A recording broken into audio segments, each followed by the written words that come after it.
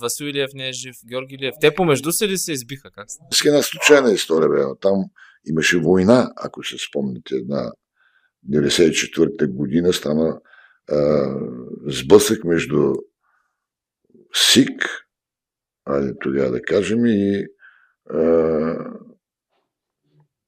Карамански. После тръгнаха войните в СИК. Те още не бяха разделени. СИК не съществува на Първата война. С едно убийство в Дружба на Гардения, където имаше 3-4 трупа. Това беше първият сблъсък. Циганите на Карамански, но силни, и групировката вече на борчетата.